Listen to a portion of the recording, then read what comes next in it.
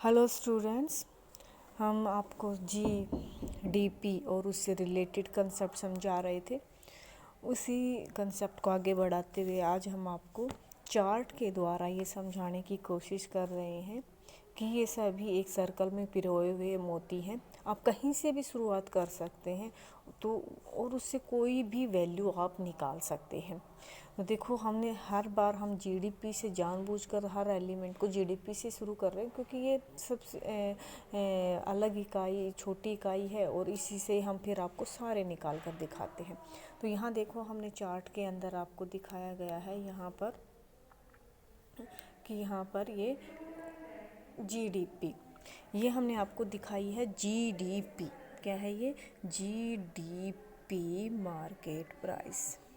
GDP market price है। इसमें हमने क्या देखा है आगे कि हमने इसमें net factor from income abroad जोड़ दिया। Net factor income from abroad जोड़ते हमारे पास क्या आ गई? जीएनपी मार्केट प्राइस आ गई। ओके, जीएनपी मार्केट प्राइस आ गई। इस जीएनपी मार्केट प्राइस में हमने क्या ऐड कर दिया? कैपिटल कंजम्पशन, यानी कि कैपिटल कंजम्पशन जो हमने आपको समझाया था, पूंजी का उपभोग यानी कि घिसावट। जैसे इसमें घिसावट जुड़ती है एनएनपी, घिसावट माइनस करते हैं इसमें हम, यहाँ माइनस का निशान आएगा। जैसे हम इसमें घिसावट को माइनस कर रहे हैं यहाँ पर, तो हमें क्या वैल्यू प्राप्त हो गई है यहाँ पर? NNP market price. क्या मिल गई हमें? NNP market price. बच्चों ये ध्यान देना, यहाँ बुक में ये बहुत बड़ी गलती दे रखी है। यहाँ पर आपके क्या आएगा? माइनस का निशान आएगा प्लस में। जब हम जीएनपी में घिसावट माइनस करेंगे तो भी हमारे पास एनएनपी मार्केट प्राइस आएगी। अब एनएनपी मार्केट प्राइस में हमने क्या प्लस कर दिया? Net current transfer from rest of the world, यानी शेष विश्व से प्राप्त सहायता। जैसे ही हम ये इसमें जोड़ेंगे तो हमें क्या कंसेप्ट प्राप्त हो जाती है? Net national disposable income. Net national disposable income हमें प्राप्त हो जाती है। अब आगे देखिए, यहाँ पर हमने क्या किया? नेट डिस्पोजेबल इनकम में हमने net factor income from abroad को घटा दिया और हमने किसको घटा दिया? फिर से इसी एलिमेंट को transfer income from the rest of the world, इसको भी घटा दिया। यहाँ जोड़ी थी, यहाँ हमने इन दोनों चीज़ों को, कौन कौन सी दोनों चीज़ों को? देखो यहाँ पर ये net factor income from abroad और इसको, इन दोनों को हमने यहाँ पर देखो माइनस कर दिया। माइनस करते ही हमारे पास क्या आ गया? एनडीपी मार्केट प्राइस आ गई। क्या आ गई? एनडीपी मार्केट प्राइस आ गई। ओके, एनडीपी मार्केट प्राइस में हमने वापस फिर से net factor income from abroad जोड़ दिया। वो जोड़ते हमें फिर से क्या मिल गया? NNP market price. यानी देखो, हम यहाँ से चले थे, ऐसे आए फिर वापस यहाँ आ गए। यहाँ से हम यहाँ भी जा सकते हैं, इधर भी जा सकते हैं।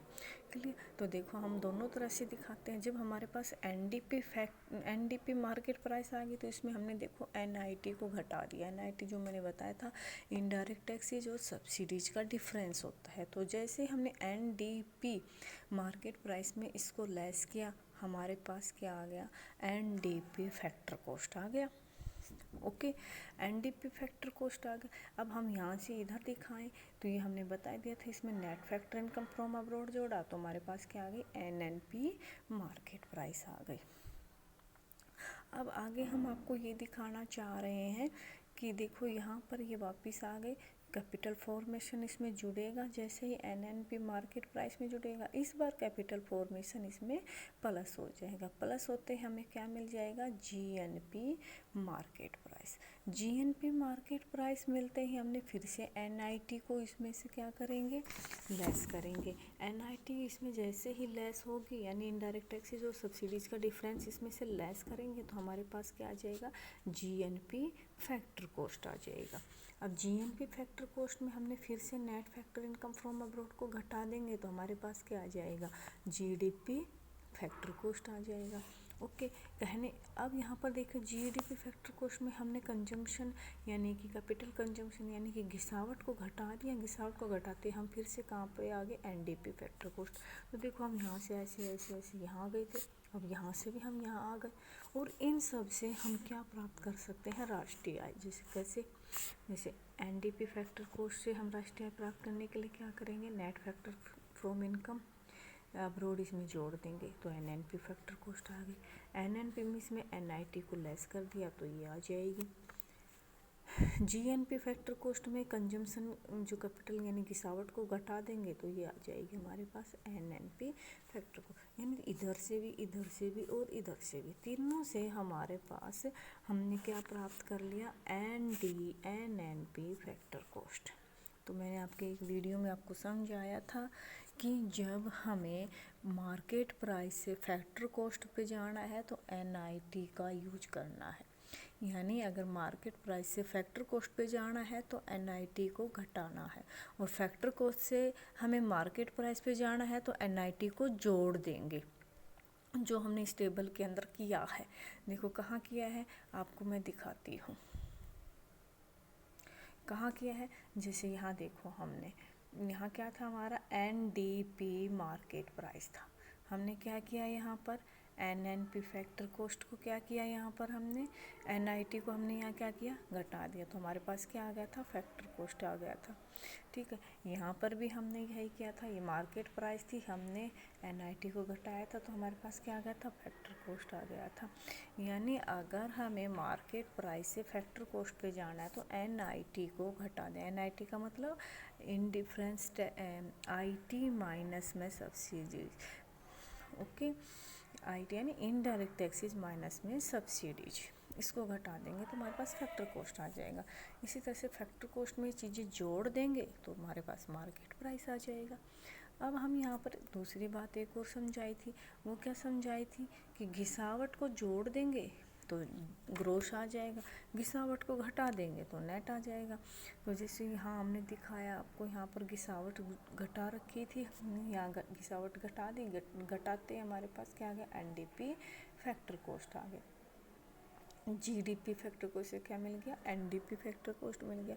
इसी तरह से विदेशों से शुद्ध साधन आय, net factor income from abroad, इसको जोड़ेंगे, इसको जोड़ते ही हमें नेशनल कंसेप्ट मिल जाती है, घटाते ही हमें डोमेस्टिक कंसेप्ट मिल जाती है।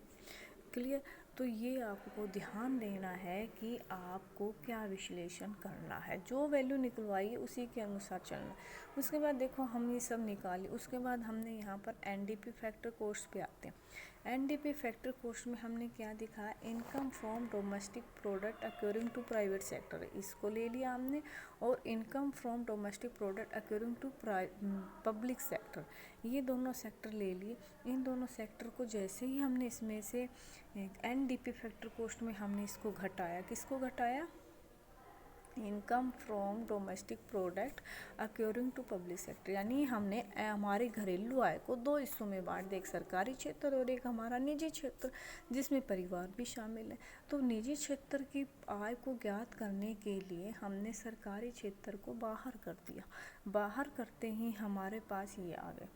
लेकिन निजी क्षेत्र को और भी अन्य क्षेत्रों से आय प्राप्त होती है, इसके अलावा जो राष्ट्रीय आय में शामिल या घरेलू आय में शामिल नहीं होते हैं। वो क्या क्या एलिमेंट है, वो ये दिखा रखे हैं कि net factor income from abroad, current transfer payment from the government, government से क्या मिलती है हमें ट्रांसफ़र पेमेंट, जैसे स्कॉलरशिप है, ओल्ड एज पेंशन है, इसी तरह की हमें शेष विषयों से भी मिलती हैं। हमारा जो नेशनल डेप्ट होता है उस पर हमें इंटरेस्ट भी मिलता है। तो ये निजी क्षेत्र की आय है, राष्ट्रीय आय में ये हिस्से नहीं है, ये केवल निजी आय के हिस्से हैं। तो जो निजी आय हमने ज्ञात करी थी अभी यहाँ पर, income from domestic product accruing to private sector, इसमें इन चारों को हम जोड़ देंगे। इन चारों को जोड़ते ही हमें क्या मिल जाएगी, प्राइवेट इनकम। क्या मिल गई, प्राइवेट इनकम। देखो इसमें हमने ये लेस किया, ये लेस करते हमें ये फाइंड आउट हुआ, इस फाइंड आउट में हमने ये सब चीज़ें प्लस करी, ये प्लस चीज़ें करते हमें ये प्राइवेट इनकम प्राप्त हो गए। अब इस प्राइवेट इनकम का भी हम पार्शन कर देंगे, एक तरफ परिवार होते हैं और एक तरफ निजी फर्म क्षेत्र होता है। तो इसमें फर्म क्षेत्र को बाहर कर दे, बाहर करने का मतलब माइनस। तो प्राइवेट इनकम में हमने क्या क्या माइनस किया, कॉरपोरेट टैक्स और कॉरपोरेट सेविंग को लेस कर दिया। जैसे हम इनको लेस करेंगे हमें क्या मिल जाएगी, पर्सनल इनकम। पर्सनल इनकम आने के बाद पर्सनल इनकम जो परिवारों की आय होती है ये हमें मिल गई, लेकिन एक परिवार को जो आय मिलती है वो उसे खर्च करने के लिए स्वतंत्र नहीं होते, पहले उसे कुछ भुगतान करने पड़ते हैं। तो वो कौन सा भुगतान है, जैसे डायरेक्ट टैक्सेज का भुगतान या कोई फाइन्स भरने हैं, तो पहले पर्सनल इनकम में से ये लेस करेंगे। ये लेस करते ही हमें मिल जाएगी पर्सनल डिस्पोजेबल इनकम। ये वो आय होती है जिसे व्यक्ति खर्च करने के लिए स्वतंत्र होता है, और ये होती है C+S, कंजम्पशन प्लस सेविंग। तो इस तरह से देखो बच्चों, हमने GDP मार्केट प्राइस से शुरू किया था, और हम इस कंसेप्ट को कहीं तक भी ले जा कहाँ तक लेके गए, सबसे छोटी यूनिट्स, पर्सनल डिस्पोजेबल इनकम। तो इस तरह से बच्चों ये हमारा टॉपिक ख़त्म हुआ यहाँ पर, राष्ट्रीय आय और उससे संबंधित धारणाएं। अब यहाँ पर हम जो पढ़ेंगे वो हैं राष्ट्रीय आय को मापने में कठिनाई, मौद्रिक आय और राष्ट्रीय आय, और फिर इनका डिफरेंस। और इस तरह से हमारी ये यूनिट ख़त्म हो जाएगी। Okay, thank you.